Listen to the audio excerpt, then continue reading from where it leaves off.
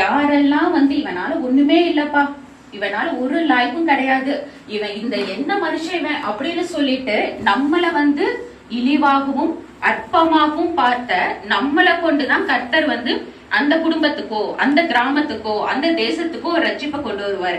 அப்படிப்பட்ட ஒரு மோசேயை குறிச்சு இன்னைக்கு நம்ம தியானிக்க போறோம். எடுத்தவங்க வாசிக்கலாம். யாத்திராகும் 24ஆம் அதிகாரம் 12ஆம் வசனம்.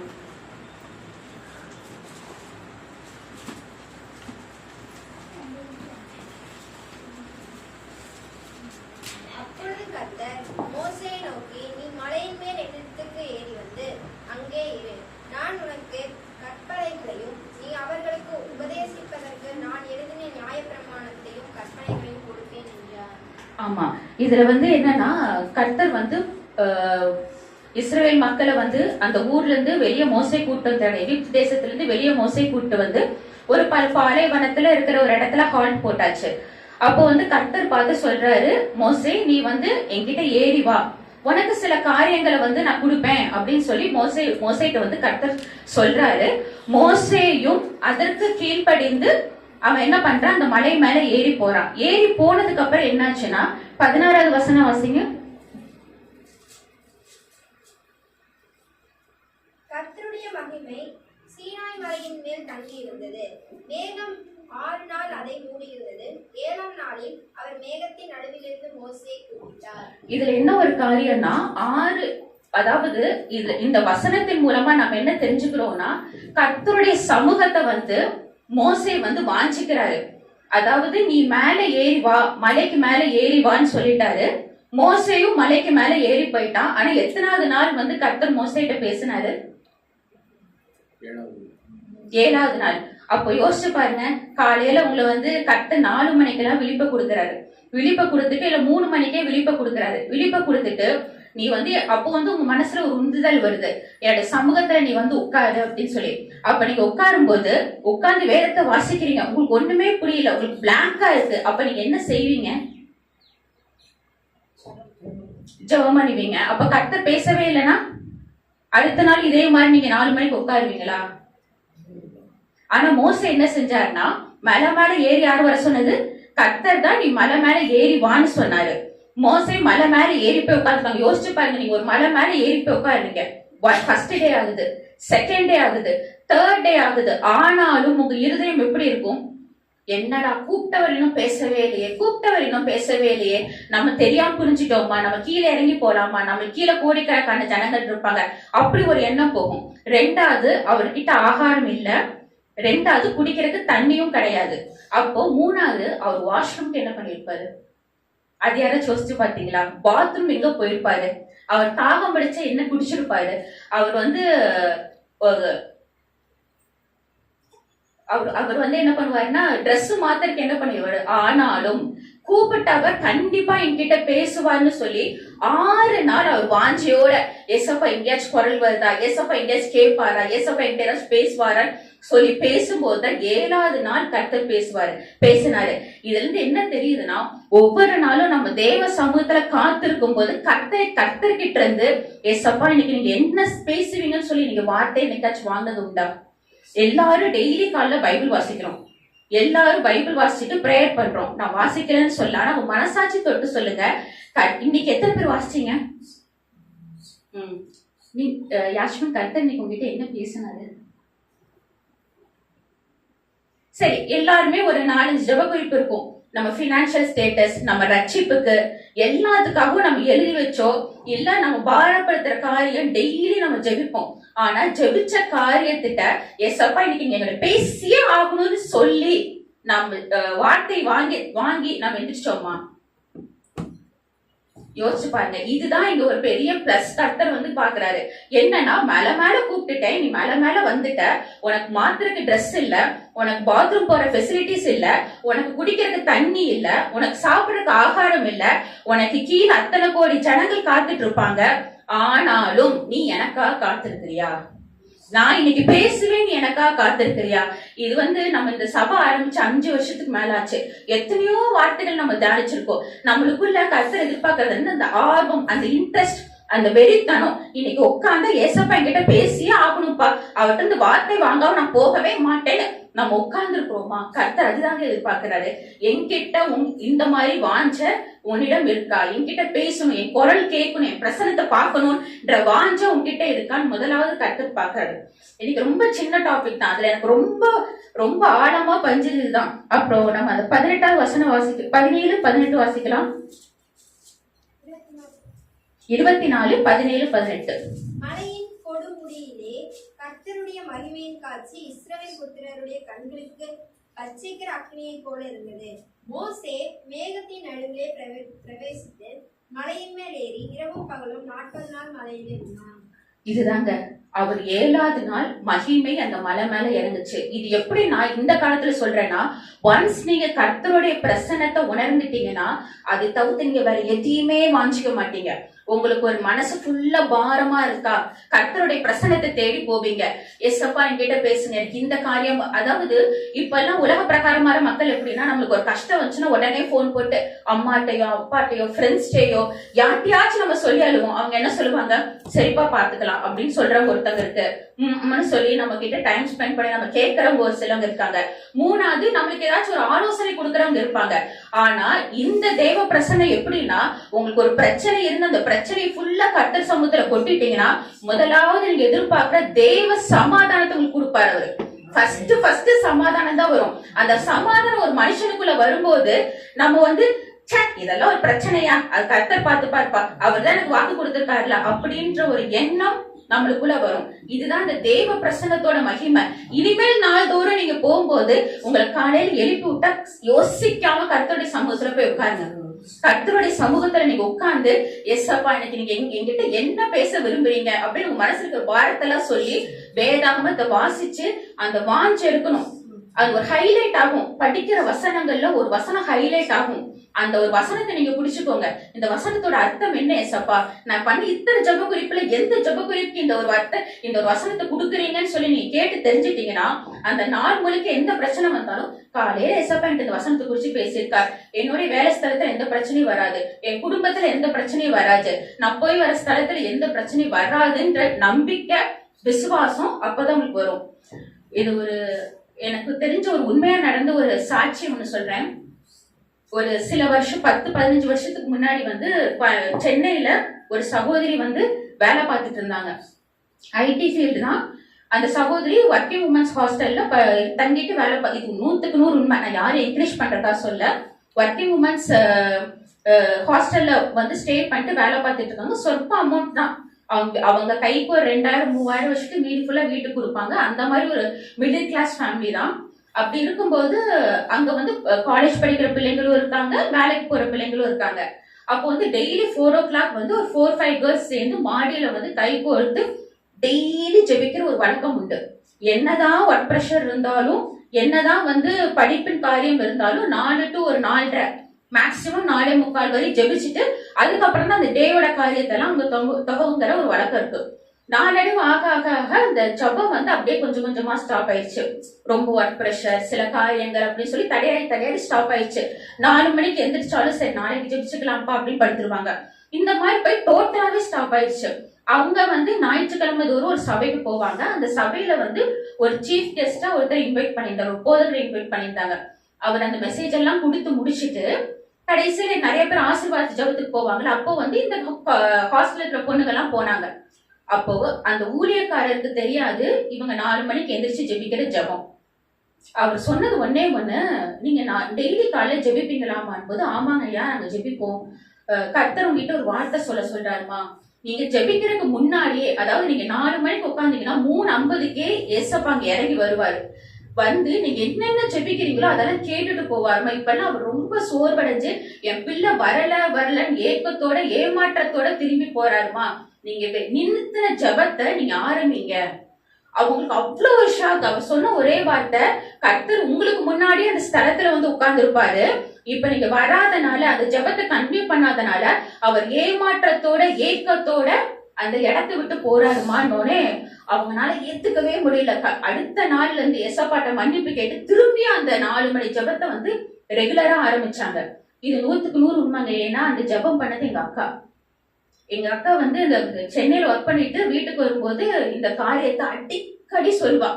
அவளுக்கு ஒரு சந்தோஷம் என்னன்னா, நான் பண்ற ஜபத்தை ஏசப்பா கேட்டிருக்காரா, ஏசப்பா எனக்காக இறங்கி வந்து 4 மணிக்கு வெயிட் பண்ணிருக்காரா அப்படின்னு சொல்லிட்டு அவளுக்குள்ள அவ்வளவு ஒரு சந்தோஷம். அப்ப யோசிச்சு பாருங்க, நீங்க டெய்லி காலையில தேவ பிரசனத்துக்காக காத்திருக்கும் போது நீங்க 4 மணிக்கு உட்காருன்னா 3:50க்கு நீங்க ரெகுலரா உட்கார ஸ்தலத்துல ஏசப்பா முன்னாடி உட்காந்துருப்பாரு. நீங்க 5 மணிக்கு எந்திரிக்கிறீங்கன்னா 4:50க்கு நீங்க உட்கார்றதுக்கு 10 நிமிஷத்துக்கு முன்னாடியே உங்க இடத்துல உட்கார்ந்துருப்பாரு. யோசிச்சு பாருங்க, அதுதான் தெய்வசம். இன்னொன்னு இதுல ஒரு பெரிய பிளஸ் என்னன்னா, மோசே கூடாரத்துக்குள்ள போறதுக்கு முன்னாடி மேகஸ்தம்பம் அந்த கூடாரத்தையே மறைச்சிருமா, எல்லாத்துக்கும் தெரிஞ்ச விஷயம். அப்ப யோசிச்சு பாருங்க, அந்த கூடாரத்துக்குள்ள யார் இருப்பா? ஏசப்பா கூட போற மோசே. நீங்க டெய்லி ஜெபிச்சு நீங்க தேவ சமூகத்தை வந்து ருசி பார்த்துட்டீங்கன்னா அப்போ உங்க வீட்டுக்குள்ள யார் இருப்பா? நீங்க உங்க குடும்பத்தினர் மட்டும். அப்ப அங்க இருளுக்கு இடம் இருக்கா? வியாதிக்கு இடம் இருக்கா? ஏதாச்சும் குடும்ப பிரச்சனை, தகராறு, அது இதுன்னு ஏதாச்சும் ஒரு இடம் இருக்கா? யோசிச்சு பாருங்க, இங்க வீட்டுல இருக்கிறவங்க எல்லாம் ஒவ்வொரு குடும்பத்துல இருக்கிற ஒவ்வொருத்தவங்க இருக்காங்க. அந்த அம்மா குடும்பத்துல இருக்கிற ஒரு ரெப்ரசன்டேட்டிவ், சிஸ்டர் குடும்பத்துல இருந்து ஒருத்தவங்க, தனஜோதி அம்மா குடும்பத்துல இருந்து ஒருத்தவங்க, யாஸ்மின் குடும்பத்துல இருந்து ஒருத்தவங்க, எஸ்தர் சிஸ்டர் குடும்பத்துல இருந்து ஒருத்தவங்க. அப்போ கர்த்தர் உங்களை தான் தெரிஞ்சிருக்காரு. நீ முழங்கால் படியிடு, நீ என் சமூகத்தை வேண்டு, நீ என் சமூகத்தை வாஞ்சி நான் இறங்கி வருவேன். நான் வரும்போது மேகஸ்தம்பம் கூடாரத்தை மூடும். அப்போ உங்க வீட்டுல இருக்கிற பிரச்சனைகள் எல்லாம் மாறும். இப்ப தெரிஞ்சா ஏன் அற்பமான ஒரு மனுஷனை கர்த்தர் தேர்ந்தெடுத்தாரு? இப்ப உங்களுக்கு தெரிஞ்சிச்சா? ஊரை விட்டு ஓடி போனவன், அதாவது ராஜாவுக்கு முன்னாடி போய் அவன் நிக்கும் போது ராஜா கேக்குறா, நீ ஓடி போனவன் தானே, நீ இந்த ஊரை விட்டு ஓடி போனவன் தானே, இப்ப நீ வந்து கேக்குற. ஆனா அதே கர்த்தர் வந்து எப்படி நிறுத்தினார்னா, மோசையை பார்த்து சொல்றாரு, நீதான் ராஜாக்கும் மேன்மையானவன், நீதான் ராஜாக்கும் மேன்மையானவன். ஆரோன் வந்து உன்னோட தீர்க்கதரிசி. அவன் சொல்றான், ஐயா ஏசப்பா, நான் திக்குவாயி, நான் மந்தனாவு, திக்குவாயா இருந்துக்கோ, மந்தனாவாவும் இருந்துக்கோ, ஆனா எனக்கு நீதான் வேணும்.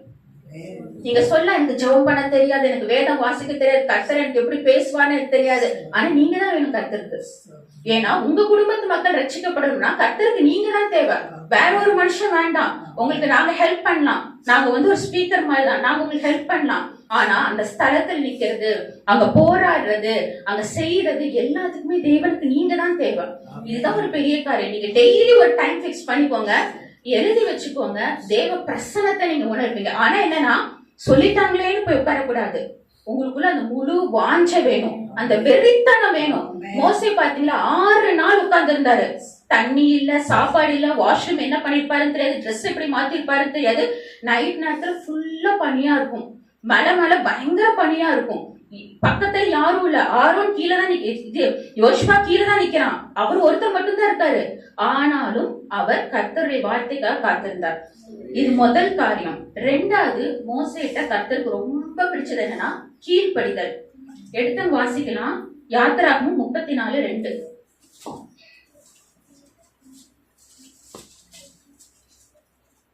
கடைசி வரி. விடிய காலத்தில் நீ ஆயத்தமாகி சீனாய் மலையில் ஏறி அங்கே மலையின் உச்சியில் காலமே என் சமூகத்தில் வந்து. யோசிச்சு பாத்தீங்களா, கர்த்தர் வந்து சொல்லிட்டாரு, நீ மலையின் உச்சியில காலமே என் சமூகத்தில் வந்து நில்லுன்ட்டு.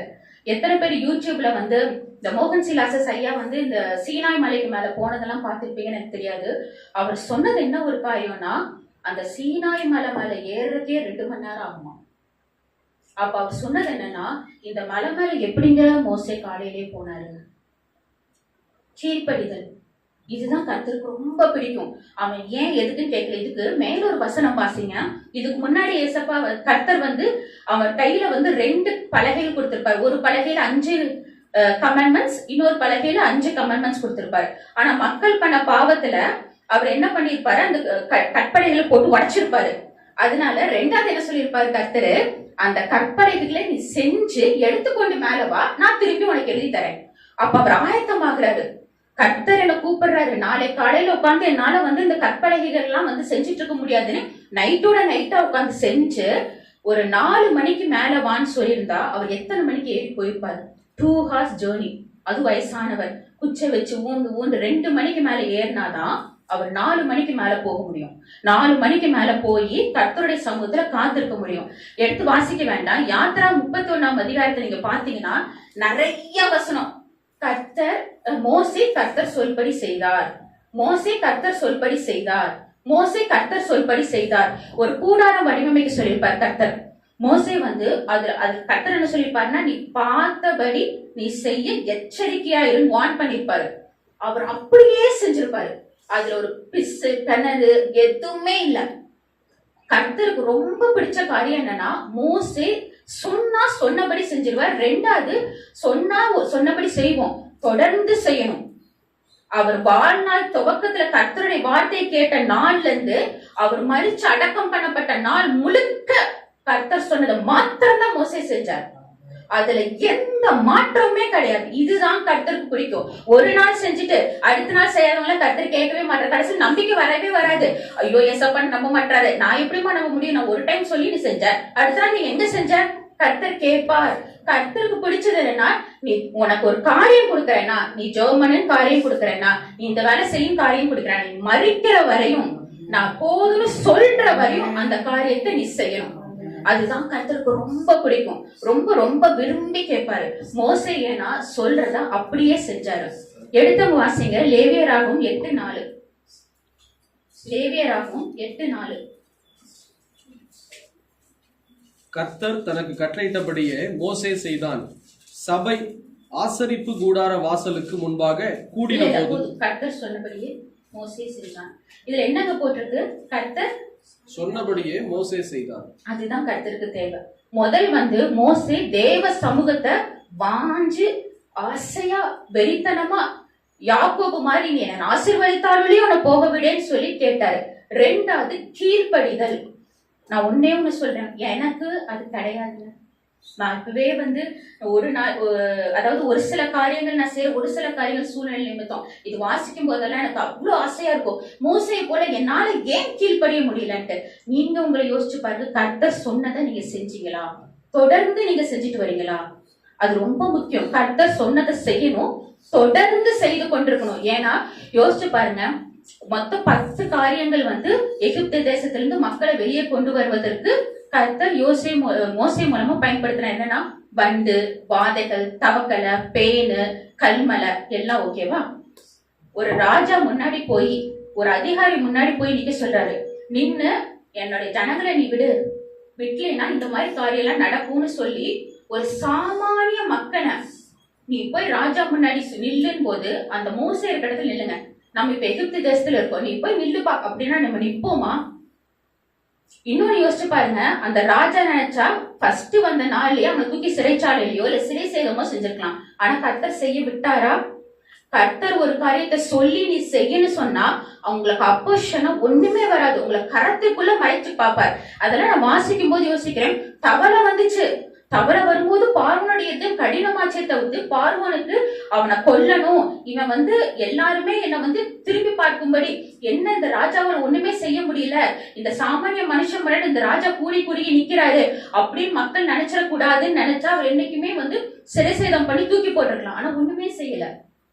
ஏன்னா கர்த்தர் சொல்படி செஞ்சனாலதான் அவன் பாதுகாக்கப்பட்டான், காப்பாற்றப்பட்டான். இந்த 10 வாதைகளை யோசிச்சு பாரு. கடைசியா கர்த்தர் வைக்கிற செக் பாயிண்ட் என்னன்னா, ராஜாவோட மகனே இறந்துட்டாரு. அந்த செகண்ட் கூட ராஜா நினைச்சா மோசேயையும் ஆரோனையும் தூக்கி சிறைச்சாலையில போட்டு சிறை சேதம் செய்ய முடியும் கோபத்துல. ஆனா ராஜா என்ன செஞ்சாருன்னா, இப்போ முதல் தேசத்தை விட்டு வெளிய. ஏன்னா கர்த்தர் மோசேக்கு முன்னாடி நின்னனாலதான் மோசையோட நிழலை கூட ராஜாவால தொட முடியல. இதுதான் உண்மை. கர்த்தருக்கு கீழ்ப்படுதல் ரொம்ப பிடிக்கும், ரொம்ப முக்கியம், ரொம்ப எதிர்பார்ப்பாரு. சின்ன சின்ன காரியம் எல்லாம் நம்ம ஜெபம் பண்ணி கேட்கும் போது டக்கு டக்குன்னு நடக்கும். நம்மள ரொம்ப சந்தோஷப்படுவோம், கர்த்தர் கூடயே இருக்காரு. ஏன்னா கர்த்தர் ருசி பாக்குறதுக்கு கர்த்தர் அந்த காரியத்தை அலோவ் பண்ணிருக்காங்க. ருசி பாரு, சின்ன சின்ன காரியம் என்னென்னலாம் வேண்டியோ உனக்கு எல்லாமே தரேன். ஆனா ரெண்டாவது கர்த்தர் எதிர்பார்க்கறது என்னன்னா, எனக்கு வார்த்தைக்கு கீழ்படுறியா, நான் சொன்னதை நீ செய்யறியா, அது கர்த்தர் எதிர்பார்ப்பார். அப்போ ஒரு பெரிய பாயிண்ட்ல போய் கர்த்தர் செக் வைப்பார். அது டிராக் ஆயிட்டே போகும். அப்ப நீங்க ஒண்ணு தெரிஞ்சுக்கோங்க, நான் பண்றது ஜெப குறிப்பு எனக்கு டிராக் ஆயிட்டே போகுது. அப்ப கர்த்தர் சொன்ன ஏதோ ஒரு காரியத்தை நான் செய்யல. அந்த ஃபுல்ஃபில் கர்த்தர்ட்ட கேளுங்க, எசப்பா நான் என்ன செய்யல, நான் இவ்வளவு நாள் ஜெபிக்கிறேன், இவ்வளவு பாடுபட்டு ஜெபிக்கிறேன், ஏன் என் காரியம் ஒண்ணுமே நடக்க மாட்டேங்குதுன்னு நீ கேளுங்க. கர்த்தர் ஒரு நாள் பேசுவார். அதை நீங்க செய்யும் போது இந்த காரியம் பனி போல மாறுறத நீங்க பாப்பீங்க. 3வது முடிய போகுது. பதில் கிடைக்கும் வரையும் ஜெபம் பண்றது வந்து மோசேயோட ஒரு வழக்கம். ஒரே ஒரு காரியம் தான் எனக்கு இது அப்படியே மெய் சிலிர்த்து போன ஒரு காரியம். பதில் கிடைக்கும் வரை மோசே வந்து ஜெபிச்ச ஒரு காரியம். யாத்திரை 32ஆம் அதிகாரத்துல 32வது வசனம் வாசிங்க. ஆயினும் தேவரீர் அவர்கள் பாவத்தை மன்னித்தருளுவீரானால் மன்னித்தருளும், இல்லாவிட்டால் நீர் எழுதின உம்முடைய புஸ்தகத்திலிருந்து என் பெயரை கிறுக்கி போடும் என்றான். திரும்பி ஒரே ஒரு டைம் வாசிமா. ஆகிலும் தேவரீர் அவர்கள் பாவத்தை மன்னித்தருளுவீரானால் மன்னித்தருளும், இல்லாவிட்டால் நீர் எழுதின உம்முடைய புஸ்தகத்திலிருந்து என் பெயரை கிறுக்கி போடும் என்றான். இது எத்தனை பேர் இந்த வசனத்தை வாசிச்ச ஒரு ஞாபகம் இருக்கு உங்களுக்கு? இது வாசிக்கும் போது இப்படிப்பட்ட ஒரு வைராக்கியமான ஒரு ஜெபம் வந்து மோசேவால செய்ய முடிஞ்சது. இதுக்கு முன்னாடி என்ன நடந்துச்சுன்னா, ஆஸ் யூஷுவல் மோசே வந்து 40 நாள் இரவும் பகலும் மேல இருக்கும்போது கீழே வந்து மோசே இறந்து போயிட்டாரு, 40 நாள் ஆச்சு. அவங்க என்ன பார்த்துருக்காங்கன்னா, நான் சொன்னதான், தண்ணி இல்ல, அப்பம் இல்ல, ஒண்ணுமே இல்ல, ஒரு வயசான மனுஷன் 40 நாள் வந்து மலை மேல இப்படி இருப்பாரா, அவர் இறந்து போயிருப்பாரு அப்படின்னு சொல்லிட்டு ஆரோனை வந்து ஃபோர்ஸ் பண்ணி ஒரு கன்றுக்குட்டி சிலையை வச்சு வணங்க ஆரம்பிச்சிடுறாங்க. கர்த்தர் சொல்லுவார், நீ கீழே போ, நீ கூட்டிட்டு, அதுவும் பாருங்க, என் இஸ்ரவேல் ஜனங்கள் வந்து என் ஊழியக்காரன் ஒரு அதிகாரத்துல ஒரு வசனம் இருக்கு. கர்த்தர் வந்து ஊழியக்காரர் இஸ்ரவேல் ஜனங்கள்னு சொல்லி எஞ்சனம் வைராக்கியமா இருந்த கர்த்தர், வைராக்கியம்ன்றதை விட அன்பா இருந்த கர்த்தர் வந்து அவன் கன்றுக்குட்டி வணங்குறத பார்த்து ஓன் ஜனங்கள் அப்படின்ட்டாரு. அதாவது என் ஜனத்துல இருந்து ஒன் ஜனம், அதுவே ஒரு காரியம், ஒரு பெரிய பிளஸ்ஸிங் உடைய மைனஸ், ஒன் ஜனம் அப்படின்ட்டாரு. இவன் கீழே போய் பார்த்தா கன்றுக்குட்டி வணங்கிட்டு இருப்பாங்க, தூபம் காட்டிட்டு இருப்பாங்க. இதனால அது ஏத்துக்கவே முடியாம என்ன பண்ணுவான், பலகைகளை தூக்கி கீழே போட்டு உடைச்சிருவான். உடைச்சு அதுக்கப்புறம் அவங்கள வார்ன் பண்ணுவான். வார்ன் பண்ணதுக்கு அப்புறம் அவனுக்கு நல்லாவே தெரியும் கர்த்தர் இந்த காரியத்தை அங்கீகரிக்க மாட்டாரு, கர்த்தர் உக்கிர கோபத்துல இருப்பாரு. அதுக்கு முன்னாடி வசனம் எல்லாம் வாசிச்சா கர்த்தர் சொல்லுவாரு, விட்டு, நான் ஒரு செகண்ட் போதும் அவங்களை அழிச்சு முடிக்க, நான் ஒன்ன பெரிய ஜாதி ஆக்குறேன், ஒன்னு ஆசீர்வதிப்பேன் போது விழுந்து கிடப்பான். இல்ல ஏசப்பா, இல்ல கர்த்தாவே, வேண்டாம், மன்னியும் போது கடைசியா ஒரு வச்சு ஒரு செக் பாயிண்ட் என்னன்னா, நீ உன் புஸ்தகத்துல என் பேரை கிறுக்கி போடுங்க, இவங்களை நீங்க மன்னிக்கலன்னா புஸ்தகத்துல உங்க பேரை கிறுக்கி போடுங்க. இது எவ்வளவு பெரிய ஒரு வார்த்தை. இந்த வார்த்தைக்கு அப்புறம் 34வது வசனம் வாசிங்க. இப்பொழுது நீ போய் நான் உனக்கு சொன்ன இடத்திற்கு ஜனங்களை அழைத்துக் கொண்டு போ, என் தூதனானவர் உனக்கு முன் செல்வார், ஆகிலும் நான் விசாரிக்கும் நாள் அவருடைய பாவத்தை அவரிடத்தில் விசாரிப்பேன் என்றார். இதுல என்ன ஒரு காரியம் நான் சொல்றேன்னா, நீங்க நிறைய பேரோட ரட்சிப்புக்காக, நிறைய பேரோட மனம் திரும்புவதற்காக நீங்க ஜெபிக்கிறீங்க. கர்த்தர்ன்றது அந்த வாக்குத்தத்தை வாங்குற வரையும் நீங்க நிறுத்தக்கூடாது. இவர் நினைச்சா 2-3 நாள் மட்டும் ஜெபிச்சுட்டு அப்படியே போயிருக்கலாம். ஆனா அவருக்கு, மோசேக்கு தேவை, நான் திரும்பி ஜனங்களை கூட்டு போறேன், நான் தூதரை முன்னாடி அனுப்புறேன், இந்த ஒரு காரியம் தான் மோசேக்கு தேவை. அந்த காரியம் கிடைக்கிற வரையும் அவர் விடல. ஆனா இது எத்தனை நாள் அவர் தொடர்ந்து இந்த காரியத்துக்காக ஜெபிச்சாருன்னு பார்க்கலாம். உபாகமம் 9ஆம் அதிகாரம் எடுத்துக்கோங்க.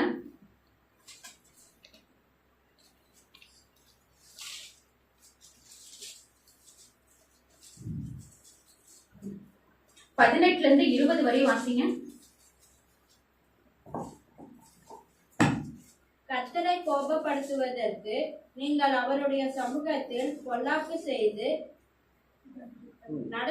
நடப்பித்த உங்களுடைய சகல பாவங்கள் நிமித்தமும் நான் கர்த்தருக்கு முன்பாக முன்போல இரவும் பகலும் 40 நாள். ஒரு நிமிஷமா, எத்தனை நாள்? 40 நாள். 40 நாள் மலை மேல இருந்தாரு. அதுக்கப்புறம் இவங்க பாவங்களுக்காக அவர் எத்தனை நாள் ஜெபம் பண்ணாரு? 40 நாள். வாசிமா.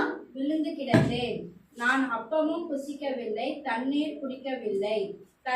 கர்த்தர் உங்களை அழிக்கும்படி உங்கள் மேல் கொண்டிருந்த கோபத்திற்கு உக்கிரத்திற்கும் பயந்திருந்தேன். கர்த்தர் அந்த முறையும் என் மன்றாட்டையும் கேட்டார். ஆரோன் மேலும் கர்த்தர் மிகவும் கோபம் கொண்டு அவனை அழிக்க வேண்டும் என்றிருந்தார். அப்பொழுது ஆரோனுக்காகவும் விண்ணப்பம் பண்ணினேன். யோசிச்சு பாருங்க, இது எவ்வளவு பெரிய காரியம். இதுல ஒரு இன்டைரக்டான ஒரு காரியம் என்ன இருக்குன்னா, கர்த்தருக்கு வந்து அழிக்கிறதுக்கு விருப்பம் கிடையாது. ஆனா அவங்க பண்ற கோபம் வந்து கர்த்தர் அந்த அழிக்கணும்ன்ற ஒரு அந்த ஒரு காரியத்தை கொண்டு வந்துச்சு. ஆனா அந்த இடத்துலதான் மோசே ஜெபிச்சார், அழிக்காதீங்கப்பா, அழிக்காதீங்க. எத்தனை நாள்? 40 நாள். அப்போ சாமானியமா ஒரு மனுஷனை பாவத்திலிருந்து கொண்டு வர்றதுக்கு நம்ம எவ்வளவு இன்புட் போடணும், புரியுதுங்களா? நம்ம எவ்வளவு ஒரு இன்புட் போடணும். ஒரு பாவத்துல இருந்து ஒரு மனுஷன் வெளியே வர்றதுக்கு, ஒரு கட்டுல இருந்து ஒரு மனுஷன் வெளியே வர்றதுக்கு, இல்ல நீங்க ஒரு குடும்ப பிரச்சனையில இருந்து ஒரு மனுஷன் வெளியே வரணும்னா கர்த்தர்கிட்ட மன்றாடி ஜெபிக்கணும். அதெல்லாம் முடியாது. அந்த மன்றாடி ஜெபிக்கிறது வந்து 3வது பாயிண்ட். அது ஃபர்ஸ்ட் நீங்க தேட வேண்டியது தேவ சமூகம், 2வது நீங்க செய்ய வேண்டியது கீழ்ப்படிதல். இது 2ஐயும் செஞ்சு நீங்க மன்றாடி ஜெபம் பண்ணுங்க. மோசே கிடைச்ச ஒரு வாக்குத்தத்தத்தை மாதிரி கர்த்தர் உங்களுக்கு சொல்வார், நீ கேட்ட காரியம் நிறைவேறிச்சுப்பா, நீ செஞ்ச காரியங்கள் எல்லாம் எனக்கு ரொம்ப. அது தானியேல் வந்து ஜெபிக்கிறதுக்கு முன்னாடி சொல்லுவாரு, கர்த்தர் வந்து என்ன ஒரு தூதன் அனுப்பி தூதன் சொல்லுவான், நீ வந்து ஜெபம் பண்ணுவதற்கு முன்னே வாக்கு பிறந்துருச்சு. அந்த அத்தனை ஜெப குறிப்பு, தானியேல் பண்ண ஜெப குறிப்பு எல்லாத்தையுமே கர்த்தர் வந்து அக்செப்ட் பண்ணுவாரு. அதுக்கு தேவை யோசிச்சு பாருங்க. அவர் ஒரு நாள் ஜெபிக்கல, 2 நாள் ஜெபிக்கல, அவ்வளவு பேத்துக்காக ஆரோனுக்காகவும் சேர்ந்து 40 நாள் புசியாமலும் குடியாமலும் ஜெபிச்சது நிமித்தம் மாத்திரம்தான் அந்த இடத்துல இருந்து அந்த மக்கள் கானான் தேசத்தை பாக்குறதுக்கு கர்த்தர் கொண்டு போனார். இது ரொம்ப பெரிய கதை. அதனாலதான் கர்த்தருக்கு அவ்வளவு மோசையை பிடிச்சிச்சுங்க. அதனாலதான் சொல்றாரு, சிநேகிதன், அவன்கிட்ட நான் எதையும் மறைக்க மாட்டேன், அவன் என் சிநேகிதன் அப்படின்னு கர்த்தர் சொல்றாரு. இன்னும் ஒரே ஒரு சாட்சி, ஒரு 2 சாட்சி சொல்றேன். தினகரன் ஐயா குடும்பத்தை எல்லாத்துக்கும் தெரியும்ல, ஜீசஸ் கால்ஸ். தினகரன் ஐயா வந்து அவருடைய பரலோக தரிசனத்துல வந்து ஒரு காரியம் இருந்திருந்தாங்க. பரலோக தரிசனம் புக் எங்ககிட்ட இருக்கு. அவர் பரலோகத்துல பார்த்த விதம், அவரோட ஒரு பிரேயர் ஜேர்னி, அவர் ஸ்பிரிச்சுவல் லைஃப், ஆவிக்குரிய வாழ்க்கை எல்லாம் அதுல எழுதியிருப்பாரு. அதுல என்னன்னா, எப்பவுமே அவர் வந்து ஒரு சேரை முன்னாடி போட்டு உட்காந்துட்டு பேசிட்டு இருப்பாராம். இப்போ வந்து நாளைக்கு ஒரு ஊழியம், இல்ல இன்னைக்கு காலையில ஒரு ஊழியம், இல்ல சாயங்காலம் ஒரு ஊழியம்னா பேசிட்டு இருப்பாராம். இது பாக்குறவங்க எல்லாத்துக்கும் எப்படி இருக்கும்னா, என்ன இவர் ஒரு சேரை போட்டு உட்காந்து பேசிட்டு இருக்காரு அப்படின்ட்டு. அப்போ ஒருத்தன் கேட்டிருக்காங்க, என்ன ஐயா நாங்க பார்த்தோம், நீங்க சேரை போட்டு உட்காந்து பேசிட்டு இருக்கீங்க. ஆமாங்க, சேர்ல ஏசாப்பா உட்கார்ந்து இருந்தாரு, இன்னைக்கு சாயங்காலம் நான் என்ன பேசணும்னு சொல்லி அவர்கிட்ட கேட்டுட்டு இருந்தேன். அவர் எல்லா காரியத்தையும் இப்படி சொல்லிட்டு இருந்தாரு. அப்போ கர்த்தருக்கு தெரியும் ஊழியத்துக்கு போறதுக்கு முன்னாடி தினகரன் ஜெபிப்பான். அப்போ யாஷ்மியை பொறுத்து கர்த்தருக்கு தெரியும் காலேஜ் போறதுக்கு முன்னாடி யாஷ்மி என் சமூகத்துல வருவா, நிம்சி பிரின்சி காலேஜுக்கு போறதுக்கு முடியாது, வேலைக்கு போறதுக்கு முடியாது, சமூகத்துல வருவாங்க, லதா சிஸ்டர் வெளியே வேலைக்கு போறதுக்கு முடியாது, சமூகத்துல வருவாங்க. கர்த்தருக்கு தெரியணும், கர்த்தருக்கு அந்த நம்பிக்கை வர வேண்டும். நீங்க இது உணர்ந்தீங்கன்னா இந்த உலகத்துல உங்களை தவிர்த்து வேற யாரும் சந்தோஷமான பர்சன் இல்லவே இல்லை, இல்லவே இல்லை. இன்னொன்னு ஒரு காரியம் என்னன்னா, புதிய ஏற்பாட்டுல வந்து ஒரு தகப்பனார் வந்து ஒரு பிள்ளைய கொண்டு வருவாங்க. அவங்க அதாவது அவங்க சீஷர்கள் எல்லாரும் வந்து அந்த பிள்ளைக்கு வந்து டெலிவரன்ஸ் மினிஸ்ட்ரி பிசாசு பிடிச்சிருச்சு, அதை ஓட்டுறதுக்கு வந்து எவ்வளவோ ட்ரை பண்ணாங்க, ஆனா அவங்களால முடியல. அப்போ கர்த்தர் வந்து அந்த ஆவியோட ஒரு பேரை சொல்லி வந்து விரட்டுவார். அடுத்த செகண்ட் அந்த ஆவி சுருண்டு விழுகும். ஊமையும் செவிட்டுமான ஆவியே இந்த மகனை விட்டு விலகிப்போ. இது என்ன ஒரு காரியம்னா, நான் ஏன் இவ்வளவு தூரம் தேவ சமூகத்தை நாடுது அப்படின்னா, நம்ம நிறைய பேரோட ரட்சிப்புக்காக நம்ம ஜெபிக்கிறோங்க, அவங்கள ரட்சியும் ரட்சியும் ரட்சியும். ஆனா ஆவியான ஒரு துணையோட கர்த்தர் கீழ்ப்படிஞ்சு நீங்க ஜெபிச்சீங்கன்னா கர்த்தர் ஒரு கட்டத்தில் சொல்லுவார், போதும் மகளே நிறுத்து, அந்த மனுஷன் பின்னாடி இந்த மாதிரி ஒரு ஆவி இருக்கு, அந்த ஆவியோட பேரை சொல்லி ஜெபின்னு சொல்லுவாங்க. அந்த ஆவியோட பேரை சொல்லி நீங்க ஜெபிச்சீங்கன்னா ஒரு செகண்ட் போதுங்க, அந்த மனுஷனுக்கு விடுதலை ஆயிரும். சீஷர்கள் எல்லாம் இயேசுவின் நாமத்துல நீ வெளியப்போன்னு ஜெபிச்சிருப்பாங்க, அது போகல. ஆனா ஏசப்பா என்ன பண்றாருன்னா, ஊமையும் செவிடுமான ஆவியை இந்த மனுஷனை விட்டு வெளியே போன்னு சொல்லும் போதுதான் அந்த மனுஷனை விட்டு அந்த ஆவி வெளியே போச்சு. அப்போதான் கர்த்தர் சொல்லுவாரு, நீ உபவாசத்தினாலும் ஜெபத்தினாலுமே அன்றி இந்த வகையான பிசாசு போகாது. ஏன் உபவாசம் பண்ண சொல்றாருன்னா, நீ உன்னை வருத்தி உபவாசம் பண்ணும்போது ஆவியானவர் வெளிப்படுத்துவாரு, இந்த மனுஷனுக்குள்ள என்ன காரியம் இருக்கு, இந்த மனுஷனுக்குள்ள என்ன காரியம் இருக்கு, இல்ல உன் வீடு ஆசீர்வதிக்கப்பட முடியாத அளவுக்கு அங்க என்ன ஒரு காரியம் இருக்கு, இந்த காரியத்தை வச்சு இதை அதம் பண்ணி, இல்லைன்னா இதை நீ சபிச்சு, இல்லைன்னா இதை நீ கட்டி, அவரு இன்ஸ்ட்ரக்ஷன் கொடுப்பாரு. அந்த மாதிரி நீ ஜெபம் பண்ணும் போது உன் வீடு ஆசீர்வதிக்கப்படும், உன் கணவர் ரட்சிக்கப்படுவாங்க, உன் பிள்ளைங்க ரட்சிக்கப்படுவாங்க. இதுதாங்க தேவை, இதுதான் நம்மளுக்கு தேவை. இன்னொன்னு உண்மையான ஒரு சம்பவம் முடியுது. ஒரு வேற ஒரு ஸ்டேட்ல நடந்த ஒரு சாட்சி. இதை கேட்கும் போது எங்களுக்கு வந்து அவ்வளோ ஒரு ஆச்சரியமா இருந்துச்சு. நாங்களுமே சில இடங்கள்ல வந்து சில வீடுகள் ஆசீர்வதிக்கப்பட முடியலன்னா ரொம்ப நாள் ஜெபிச்சு நாங்க யோசிப்போம், என்ன காரியம், அந்த ஆணி வேற சொல்லுங்க ஏசப்பா, அந்த ஆணி வேற அதம் பண்ணா அந்த வீடு ஆசீர்வதிக்கப்படும். நாங்க நிறைய நாள் சில வீடுகளுக்காக நம்ம ஜெபம் பண்ணும்போது கர்த்தர் அந்த வீட்டுல இருக்கிற காரியத்தை வெளிப்படுத்தி இருக்கிறார். இது என்ன ஒருனா, ஒரு ஹஸ்பண்ட் ஒய்ஃப்ங்க. ஒய்ஃப் வந்து ரட்சிக்கப்பட்டு ஆவியில நிரம்பி அபிஷேகம் பெற்று ஜெபிக்கிற பொண்ணு. ஆனா ஹஸ்பண்ட் வந்து சரியான பிலிசூனை கட்டி வைக்கிறவன். அந்த வீட்டுல அவரு தான் டாப். இப்ப செஞ்சேரிலாம் ஒரு சிலவங்க இருப்பாங்க, எங்க உடுமல்பேட்டில் ஒரு சிலவங்க இருக்கிறாங்க. அந்த மாதிரி அந்த கிராமத்துல அந்த ஊர்ல அவர் தான் டாப். ஆனா அது ஸ்ட்ரெயிட்டா ஆப்போசிட் என்னன்னா, ஒய்ஃப் வந்து ரட்சிக்கப்பட்டு போன அவர் வந்து ஒரு சிலவங்க வீட்டுக்கு வந்து பில்லி சுனை கட்டி ஏவி விடுறது, அப்புறம் யாராச்சும் வந்து அவங்க நாசமா போகணும்னு அந்த காரியத்தை செய்யறது, இல்ல இந்த மாதிரி எங்க பிசினஸ் ஆர்ட்ஸ் எழுதிக்க ஒரு தகுதி கொடுங்கன்னா அந்த மாதிரி காரியத்தை செய்யறதுன்னு ரொம்ப பெரிய ஆளு. அப்போ வந்து இந்த ஒய்ஃப் என்ன பண்ணுவாங்கன்னா, டெய்லி அவர் போனதுக்கு அப்புறம் உட்காந்து அழுது ஜெபம் பண்ணுவாங்களாம், என் ஹஸ்பண்டை ரட்சிங்க, என் ஹஸ்பண்டை ரட்சிங்க, என் ஹஸ்பண்டை ரட்சிங்க அப்படின்ட்டு. ஆனா வீட்டுக்கு வந்தா அந்த யோசிச்சு பாருங்க, ஒரு பிசாசு படிச்ச மனுஷன் ஜெபிக்கிறவங்க வீட்டுக்கு வரும்போது ஆட்டோமேட்டிக்கா அவங்களுக்குள்ள எரிச்சல் வரும், ஆட்டோமேட்டிக்கா அவங்களுக்குள்ள கோவம் வரும், சம்பந்தமே இல்லாம போட்டு அடிப்பாங்க, மிதிப்பாங்க, உதைப்பாங்க. எல்லாம் அந்த லேடி வாங்கிருக்கு, எல்லாம் அவங்க மனைவி வாங்கியிருக்காங்க, அடி உத மிதி. ஆனாலும் என்னன்னா, அவங்களுக்கு தெரியும் தான் கணவர் ரட்சிக்கப்பட்டாதான் தன்னால் நிம்மதியான ஒரு ஹாப்பியான லைஃப் வாழ முடியும், என்னுடைய ஜென்ரேஷன் என் பிள்ளைங்களுக்கு ஒரு நிம்மதியான லைஃப் இருக்கும் அப்படின்ட்டு விடாம ஜெபிச்சுக்கிட்டே இருந்தாங்களாம். ஒரு நாளைக்கு ஜெபிச்சுட்டு வீட்டு வேலையெல்லாம் செஞ்சுட்டு அசதியா ஹால்ல படுத்திருக்காங்க. உள்ள வந்தவருக்கு தாங்க முடியல, இவ எப்படி இந்த ஹால்ல படுத்திருக்கலான்ட்டு ஒரு வயரை எடுத்து அதுல அந்த ஓட்டையில சொல்லிட்டாரு. அந்த வயர் நீட்னா 2 வயர் வரும், 2 எல்லோ வரும். 2 எல்லோவை எடுத்து நம்ம பெருவரலுடைய அந்த நகை கணுக்கள் இருக்குல்ல விட்டு சுவிட்ச் ஆன் பண்ணிட்டாங்க. ஒய்ஃப் துடிச்சுட்டாங்க. அது சுவிட்ச் ஆன் பண்ணி ஒய்ஃப் துடிச்சும் போட்டு அடி அடின்னு அடிச்சிருக்காங்க. இவங்க மனசும் உடைஞ்சு போச்சு, சரீரமும் ஒரு மாதிரி ஆயிடுச்சு. எசப்பா என்ன பண்றது அப்படின்னு சொல்லிட்டு திரும்பி அடுத்த நாள் அவனால பேசவே முடியல, கண்ணை மூடி அழுக மட்டும் தான் செஞ்சிருக்காங்க. ஏன்னா இதெல்லாம் எக்ஸ்ட்ரீம் இல்ல, ஒரு கரண்ட் ஷாக் கொடுத்தா எப்படி இருக்கும் அந்த மனுஷனுக்கு, கண்ணை மட்டும் கர்த்தர் சமுத்திரம் அழுதுகிட்டே இருந்திருக்காங்க. அப்ப கர்த்தர் பொறுமையா பேசினாரு, நீ வந்து ரட்சிப்புன்னு சொல்ற, ஆனா உன் கணவர் பின்னாடி இந்த வகையான ஆவி இருக்கு, இத நீ கட்டி சபிச்சு இப்பொழுதே ஜெபம் பண்ணனோட முழங்காற்படி போட்டு ஆவியில நிரம்பி அபிஷேகத்தோட அந்நிய பாஷையில அந்த ஆவியை கட்டி அடிச்சு ஜெபம் பண்ணியாச்சு. ஜெபம் பண்ணோடனே இவர் வந்து எப்பவும் போல வெளியே போயிருக்காரு, பில்லி சூனியம் எல்லாம் பண்றாரு, அந்த அவர் பின்னாடி செயல்படுற ஆவி கட்டி ஜெபம் பண்ணியாச்சு.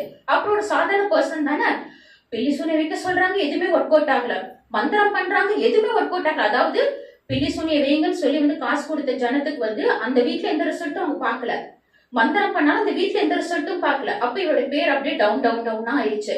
இவர்கிட்ட கையில காசு இல்ல, யாரும் இவரை மதிக்கல, இவர் அவ்வளவுதான், இவர் ஏமாத்துக்காரன்ற பேர் வந்தோடனே ரொம்ப டயர்டா வந்து மனசெல்லாம் உடஞ்சு போய் ரோட்ல போய் உட்காரும் போது, இந்த ரோட்ல ஒரு சில ரோட்ல எல்லாம் வந்து வசனங்கள் எழுதி வைப்பாங்கல்ல, அப்போ வந்து என் நாமத்தினாலே நீ எதை கேட்டாலும் செய்வேன்ற வசனத்தை மட்டும் பார்த்திருக்காரு. என்னப்பா இது, இப்ப வேற ஏதோ ஒரு காரியம் இருக்குல்ல, இவரோட நாமம்னா பேரு, இந்த பேர் சொல்லி கேட்டா நமக்கு எல்லாமே கிடைக்கும்னா எனக்கு இப்ப தேவை காசு மதிப்பு, நான் இழந்த என் மதிப்பு வேணும், நான் இழந்த என் காசும் வேணும்னு சொல்லிட்டு அவரை வந்து அப்படியே யோசிச்சுட்டு யார்கிட்ட கேட்டுறது தெரிஞ்சுக்கிறது சொல்லி வீட்டுக்கு போறாரு. வீட்டுக்கு போய் பார்த்தா அந்த மனைவி வந்து என் நாமத்தினால எதை கேட்டாலும் செய்வீங்கன்னு சொல்லிக்கல, ஏசப்பா நீங்க சொன்ன காரியத்தை நான் செஞ்சுட்டேன், அதான் பண்ணிட்டேன், கட்டிட்டேன், என் ஹஸ்பண்டை நீங்க மாத்துங்கன்னு அவர் ஸ்தம்பிச்சு போயிட்டாரு. பிரேயர் முடிஞ்சோன்னு அவர் கேட்கிறாரு, ஹஸ்பண்ட் பிரேயர் முடியவரை அவரு சும்மா உட்காந்துட்டு இருந்தது பார்த்து ஒய்ஃபுக்கு ஷாக்கு போச்சு, இன்னைக்கு அவ்வளவுதான் நான் கொன்றுவாரோ அப்படின்னு பார்க்கும்போது, இல்ல நீங்க வசனம் சொன்னீல, இது என்ன என் நாமத்தினாலேன்னு சொல்லி சொன்னீங்கல்ல, அந்த நாமம் எனக்கு தெரியும் சொல்லும் போதுதான் இவங்க அடுத்த செகண்ட் ஆவியானவர் இறங்கி அந்த பைபிளை குடிச்சு இது படிங்கும் போது ஒவ்வொரு ஒரு வசனமும் அந்த புதிய ஏற்பாட்டுல அந்த மனுஷன் படிக்கும் போது அவருக்குள்ள அந்த வசனம் போக போக போக அந்த காரியங்கள் எல்லாம் மாறிடுச்சு. இப்ப அவங்க பெரிய ஊழியக்காரங்க, பிற எனக்கு தெரிஞ்சு குஜராத்லயோ பஞ்சாப்லயோ, எனக்கு தெரிஞ்சிருந்தா போட்டோ கூட கொண்டு வந்திருப்பாங்க, பேர் மறந்துட்டேன், ஆனா ரொம்ப பெரிய ஊழியக்காரங்க. இந்த பாக்குறவங்க எல்லாம் இப்படி அந்த ஏரியாவே ரசிக்கப்பட்டுருச்சு, இப்படிப்பட்ட மனுஷன் இப்படி மாறிட்டாரான்ட்டு. இப்போ இதுல நீங்க என்ன தெரிஞ்சுக்கிட்டீங்க, அதாவது அந்த காரியத்துக்கு பின்னாடி செயல்படுகிற பிசாச நம்ம தெரியும் போது நம்ம குடும்பத்துல இருக்கிற காரியங்கள் எல்லாம் மாறிடும், அதுதான் உண்மை. அப்படி அந்த காரியம் தெரியும்னா நம்மளுக்கும் கர்த்தருக்கும் நடுவுல கேப் இல்லாதபடி அதை நம்ம சேர்த்துக்கணும். அதாவது என்ன சொல்றதுன்னா, கர்த்தரோடு நம்ம ஒன்றி வாழும் போது கர்த்தர் ஒண்ணும் இல்ல, நீ கர்த்தரோடு ஒன்றி வாழ்ந்து நீங்க தேவ சமுத்திரம் உட்காரும் போது சொல்லுவாரு, இன்னைக்கு இந்த காரியத்தை செய் மகளே, கைட் பண்ணுவாரு, டே பிளானே போட்டு கொடுப்பாரு. இன்னைக்கு இந்த மனுஷனுக்காக ஜெபம் பண்ணு, இன்னைக்கு இந்த காரியத்துக்கு நீ வெளியே போறேன்னு சொல்ல, இன்னைக்கு போகாத, நீ நாளைக்கு போ, நீ உன் புருஷனுக்காக நீ இப்படி ஜெபம் பண்ணு, உன் பொண்ணுக்கு இந்த மாதிரி பாத்துட்டு இருக்க, இது வேண்டாம் நீ அந்த காரியத்தை பாரு, உன் பையன் இப்படி இருக்கானா, இது வேண்டாம் நீ அந்த காரியத்துக்காக உன் பையனுக்காக ஜெபம் பண்ணு, அவரு வரையறை பண்ணி கொடுப்பாரு. அந்த வரையறையின் படி நம்ம போகும்போது நம்ம இந்த ஊர்ல ஒரு சாட்சியுள்ள குடும்பமா நிற்கும். அதுதான் உண்மை. அதுதான் மோசே செஞ்சாரு. அவருக்கு தெரியும் கர்த்தருக்கு எது பிடிக்கும்னு. கர்த்தருக்கு மக்கள் அடிக்கிறது பிடிக்காது, அவங்களை ஆசீர்வதிக்க தான் பிடிக்கும்னு சொல்லி ஜெபிச்சனாலதான் கர்த்தர் நீ கிளம்பி போ, தூதரை முன்னாடி அனுப்புறேன்னு கர்த்தர் சொல்லியிருக்காருங்க. இது உண்மைக்கு உண்மை நடந்த ஒரு காரியம்.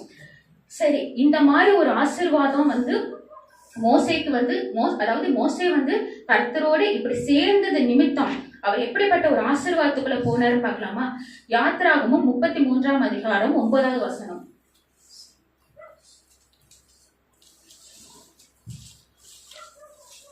மோசே கூடாரத்திற்குள் பிரவேசிக்கையில் மேகஸ்தம்பம் இறங்கி கூடார வாசலில் நின்றது. கர்த்தர் மோசேயோட பேசினார். 11 வாசிச்சிருமா? ஜனங்கள் எல்லோரையும் 11மா? ஒருவன் தன் சிநேகிதனோடு பேசுவது போல கர்த்தர் மோசேயோடு முகமுகமாய் பேசினார். பின்பு அவர் இதுதாங்க, நீங்க தேவ சமூகத்துல உட்காரும் போது நீங்க இருக்கிற இடம் மேகஸ்தம்பம் போல மூடிடும். தேவ பிரசன்னம் மிகுதியா இருக்கும். கர்த்தர் கிட்ட ஒரு ஃப்ரெண்டு கிட்ட நீங்க எப்படி பேசுறீங்களோ அப்படி பேசலாம். நான் எப்பவுமே ஏசப்பா ஒரு அப்பாவோ அம்மாவோ தங்கச்சியாவோ சகோதரரா பார்க்க மாட்டேன். எப்பவுமே என்ன சொல்லுவேன்னா, ஏசப்பா நீங்க என் ஃப்ரெண்டு. ஃபர்ஸ்ட் எல்லாம் இவங்க சத்தம் போட்டுட்டே இருப்பாங்க, திட்டு வாங்கிட்டே இருப்பேன். நான்சி அப்படின்னாங்கன்னா கண்ணுல தாரையா தண்ணி வரும், அவ்வளோ தண்ணி வரும். அப்பெல்லாம் எனக்கு யார்கிட்ட சொல்றதுன்னு தெரியாம என் ஃப்ரெண்டை ஷேர் பண்ணுவது உண்டு. ஏன்னா நான் தான் தப்பு பண்ணேன். இன்னைக்கு வரையும் எங்க வீட்டுல நான் தான் தப்பு பண்ணிட்டு இருக்கேன். நான் வாங்குற தப்புக்கெல்லாம் திட்டு வாங்கிட்டே தான் இருப்பேன். ஒரு கட்டமாச்சு, திட்டும் போது கொஞ்சம் கண்ட்ரோல்டா இருந்தேன். இல்ல வேண்டாம், நம்ம அழுக கூடாதுன்னு. இன்னொரு கட்டம், அதாவது அதிகமா அந்த மோசே வாசிக்கும் போது நான் செஞ்சது என்னன்னா, ஏதாச்சும் ஒரு காரியத்துக்கு நான் திட்டு வாங்கினேன்னா தேவ சமூகத்துல தான் அழுவேன். என்னை பொறுத்தவரையும் நான் மனுஷன் முன்னாடி ஒரு சொட்டு கண்ணீர் கூட விடக்கூடாதுன்ற வைராக்கியம் எனக்கு எப்பவுமே உண்டு. ஏசப்பாட்ட கேட்பேன், நான் செய்தது தவறா, அவர் என்ன திருத்தி இருக்கார், அவர் என்ன மாத்தி இருக்கார். அது உள்ளார்ந்த ஒரு உணர்வு வரும். இப்ப கோவப்பட்டு நம்ம கத்துறதுக்கு அப்புறம் நம்ம ஃபீல் பண்ணுவோம்ல, தேவையில்லாம கத்திட்டோம். அது அந்த கத்துறதுக்கு முன்னாடியே கத்த சொல்வார், வேண்டாம் ரெஸ்பான்ஸ் பண்ணாத, ஃப்ரீயா விடு. ஏன்னா இந்த காரியம் இப்படித்தான். முகமுகமாய் கர்த்தர் பேசினார். யோசிச்சுப்பா, ஒரு சிநேகிதன் பேசுவது போல் பேசினாராம். இன்னொரு கடைசி, அதாவது யாத்திராகமும் மோசையை மறிச்சதுக்கு அப்புறம் முகமுகமாய் மோசையை போல யாரும் பேசினதில்லை. யோசிச்சு பாருங்க, ஏசப்பாவே உங்ககிட்ட ஒரு சிநேகிதனை போல பேசிட்டா இந்த உலகத்தையே நீங்க ஜெயிச்சிட்டீங்க. கர்த்தர் ஏசப்பா சொல்லுவாரு, நான் இந்த உலகத்தை ஜெயிச்சேன். அந்த மாதிரி நீங்க உலகத்தையே ஜெயிச்சிட்டீங்க. உங்களுக்கு இருக்கிற கஷ்டமெல்லாம் கஷ்டமே இருக்காது. இந்த ஒரு உறவுக்குள்ள நீங்க போகணும்னா, நீங்க நான் சொன்ன அந்த 3 காரியத்தை நீங்க ஃபாலோ பண்ணிட்டு போனீங்கன்னா இந்த ஒரு உறவுக்குள்ள நீங்க போவீங்க. இது ரொம்ப மகிமையான ஒரு காரியம். அதே 34ஆம் அதிகாரத்துல 5வது வசனத்தை வாசிங்கம்மா.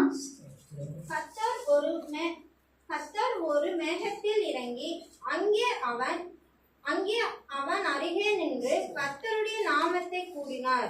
யோசிச்சு பாருங்க, கர்த்தர் ஒரு மேகத்துல இறங்கி மோசே பக்கத்துல போய் நின்னுட்டு நான் வந்துட்டேன்னு அவர் நாமத்தை கூறினாராம். யோசிச்சு பாருங்க, இந்த ஒரு காரியம் எப்படி இருக்கும். மோசே பக்கத்துல போய் கர்த்தர் நின்னு நான் வந்துட்டேன்டா. ஏன்னா அந்த டைம் தான் அவர் அதிகாலமே மேல தேவ சமூகத்துல போய் காத்திருந்தாரு. காத்துட்டு இருக்கும்போது சொன்னார்ல, 2 கற்பலை எடுத்துட்டு காலையில மேல வா. அவர் மேல போய் நிக்கும் போது கர்த்தர் பக்கத்துல போய் நின்னாராம். டேய், எனக்காக நான் வெயிட் பண்ணிட்டு இருக்கேன், நான் வந்துட்டேன்டா. எப்படி இருக்கும்? இப்போ இந்த மலை தான் உங்க வீடு. உங்க வீட்டை நீங்க தேவனுடைய கூடாரமா மாற்றாததும் நம்ம கையில தான் இருக்கு. கர்த்தர் ஆசீர்வதிக்கணும்னா நம்ம சில காரியங்கள் ஃபாலோ பண்ணணும். இல்ல இந்த ஆசீர்வாதம் வேண்டாம் அப்படின்னா நம்ம சில காரியங்கள் சகிச்சுட்டு போற மாதிரி வரும். 2வது, நிறைய பேர் ஃபேஸ் பண்ணிருப்பீங்க. என்னன்னா, நிறைய பேர் நம்மள பின்னாடி பேசியிருப்பாங்க, தூஷிச்சிருப்பாங்க. முன்னாடி இன்னைக்கு பேசிட்டு பின்னாடி தூஷிச்சிருப்பாங்க. ரொம்ப நாள் கழிச்சு அது நம்ம காதுக்கோ இல்ல இமீடியட்டா நம்ம காதுக்கு வரும்போது அவங்க நம்ம நம்பிக்கைக்குரியவர்களா இருந்தா, இல்ல நம்மளுடைய சொந்தமா இருந்தா நம்மளுக்கு எவ்வளவு ஒரு வலிக்கும். நம்மளால போய் சண்டை கூட போட முடியாது. ஆனா இங்க மோசேயை பத்தி தப்பா பேசும்போது கர்த்தர் சண்டை போட்டார். அந்த காரியத்தை பார்க்கலாமா? என்னாகும் 12:6-8 வாசிங்கம்மா.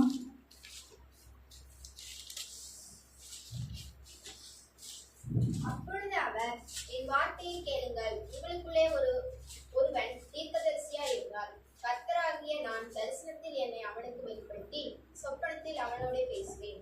என் தாசனாகிய மோசேயோ அப்படிப்பட்டவன் அல்ல. என் வீட்டில் எங்கும் அவன் உண்மையுள்ளவன். நான் அவனுடன் மறைபொருளாக அல்ல, முகமுகமாய் பிரதியட்சமாக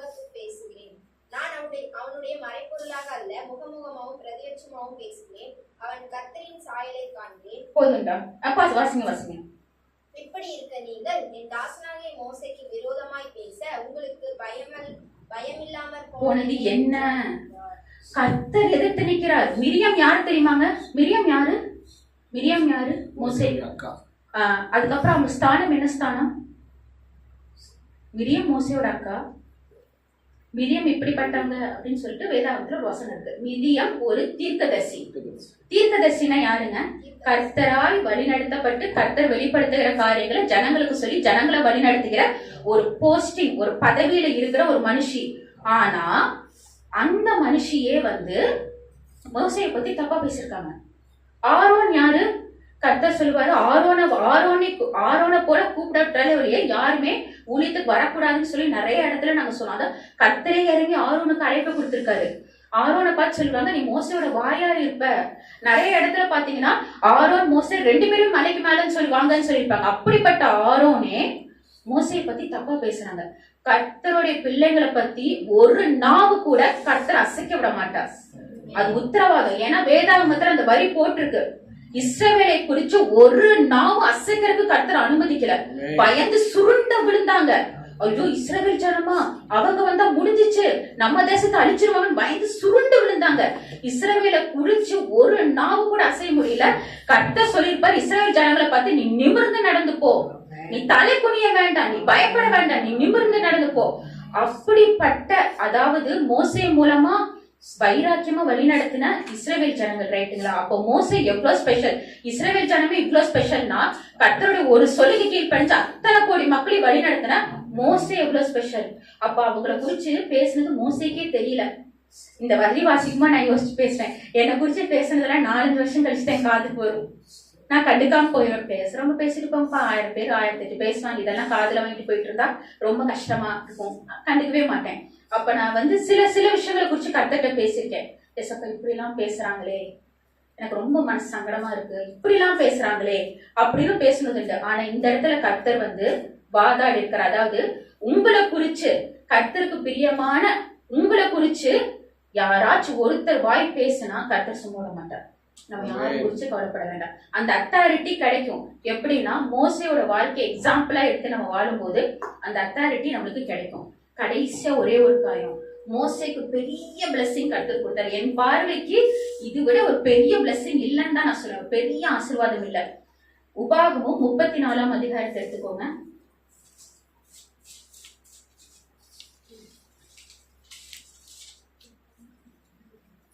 முதலாம் வசனம் வாசிமா. பின்பு மோசே மோவாவின் சமனான வேலிகளிலிருந்து எரிகோவுக்கு எதிரான நேபோ மலையில் இருக்கும் பிஸ்காவின் கொடுமுடியில் ஏறினான். அப்பொழுது கர்த்தர் அவனுக்கு தான் மட்டுமில்ல கிலியாத் தேசம் அனைத்தையும். ஒரு நிமிஷம் தான். இது வந்து மோசே 120 வயசுல மலை மேல கர்த்தர் ஏற்ற சொன்னாரு. இந்த பலன் எங்கிருந்து வந்துச்சு மோசேக்கு? யோசிச்சு பாருங்க. 70-50 வயசுக்கு மேல ஸ்டெப் ஏறணும்னாலே முட்டி வலிக்கும். நானே 3 டைம் கீழே வந்து இந்த முட்டியில பேலன்ஸ் பண்ணி இப்ப எனக்கு முட்டி பயங்கர பெயின். ஓடி வந்து தவக்கீழே கீழே விழுந்து ஹீரோ மாதிரி இந்த முட்டியில தான் பேலன்ஸ் பண்ணேன். ஒருத்தன் தூக்க வருவாங்கன்னு பார்த்தா என்னை பார்த்து விழுந்து உருண்டு சிரிக்கிறாங்க. அவங்க உருண்டு சிரிக்கும் போது எனக்கு அப்படியே பத்திக்கிட்டு வந்துச்சு. ஏன்னா என்னோட ஃபுல் உடம்பும் இந்த முட்டியில தான் பேலன்ஸ். இந்த முட்டி போச்சு, தூக்கியே விடல. அங்க வந்து ஐயோ சிஸ்டர் அப்படின்னு சொல்லி என்ன தூக்குனாங்க. அந்த மாதிரி 3 டைம் விழுந்துட்டேன். அப்போ என் முட்டி பயங்கரம். இப்பவே கண்ணாடி போட்டுட்டு இருக்கேன். ஆனா 120 வயசுல கர்த்தர் கொடுத்த பலன் தான் இது. அனைத்தும் கர்த்தர் கொடுத்தவரன். கர்த்தருக்கு பிரியமான வாழ்க்கை வாழும் போது, கர்த்தரோட சொல்படி நம்ம கேட்டு நடக்கும் போது, மோசே பண்ண மன்றாட்டு ஜெபம் மத்தவங்க ரட்சிப்புக்காக நம்ம பண்ணும் போது, உங்க வயசான காலத்துல யாருமே உங்க கைத்தாங்க நிக்க வேண்டாம். கர்த்தர் அவ்வளவு ஒரு பலனை கொடுப்பார். மோசைக்கு யாருமே வந்து சரி வாங்க ஐயா ஏசப்பா வந்து கர்த்தர் வந்து அவங்க மேல போ சொன்னார்ல, கூட்டு போய் வரேன்னு மோசே வந்து யாரையுமே பார்க்கவே கிடையாது, யாரும் எதிர்பார்க்க கிடையாது. மோசே அவர் பாட்டுக்கு மேல போனார். இந்த பலன் நிறைய பேத்துக்கு நிறைய பலன் இருக்கு. பயம் இருக்கும். வயசாயிட்டா நான் யாரு பாத்துப்பா, வயசாயிட்டா நான் டிபெண்ட் ஆயிடுவேனே, காசு விஷயத்துல சார்ந்திருப்பேனே, என்னுடைய உடம்பு சரீர பலவீனத்தின் விஷயத்துல சார்ந்திருப்பேன். ஆனா நான் சொல்றேன், ஏசப்பாவை நம்புற பிள்ளைங்க, கர்த்தரை நம்புற பிள்ளைங்க எதுக்குமே யாருக்குமே சார்ந்து இருக்கவே மாட்டோம். அதுதான் உண்மை. ரெண்டாவது ஒரு வசனம் வந்து 7வது வசனத்தை வாசிமா. மோசே மரிக்கிற போது 120 வயதாயிருந்தான். அவன் கண் இருளடையவும் இல்லை, அவன் பலன் குறையவும் இல்லை. பாருங்க, கர்த்தரே சாட்சி சொல்றாரு, அவனுடைய கண் இருளடையில. இப்ப எனக்கு தெரிஞ்சு 7th 8th வயசுலயே நான் வந்து கண்ணாடி போறேன். இந்த வசன வாசிக்குமோ நான் வச்சு ஜெபம் பண்ணுவேன், எஸ்அப்பா எனக்கு இந்த ஆசீர்வாதம் வேணும். நான் வந்து வயசான காலத்துல நான் யாரையும் சார்ந்து இருக்க கூடாது, யாருக்கும் நான் பேசிக்கா பாரமா இருக்க கூடாது. ரெண்டாவது என் கண் பார்வையை மாத்தி கொடுங்க, நான் அனுதினமும் ஜெபிப்பது உண்டு. ஏன்னா அவர் கண் இருளடையவே இல்லையா. இத்தனைக்கும் உபவாசம் இருந்தா நிறைய பேர், எங்க அம்மா சொல்லுவாங்க அதிகமா உபவாசம் இருக்காது நீ வீக் ஆயிருவேன்ட்டு. ஆனா இவர் பாருங்க 40 நாள் உபவாசம் இருந்திருக்காரு. அதுக்கப்புறமா நிறைய நாள் இருந்திருப்பாரு. உபவாசம் இருந்தாலும் அவர் பலன் குன்றி போகல. அவர் நிறைய பேர்த்த வந்து வழி நடத்திட்டு வந்தாலும் அவர் பலன் குன்றி போகல, அவர் கண் பார்வை குன்றி போகல.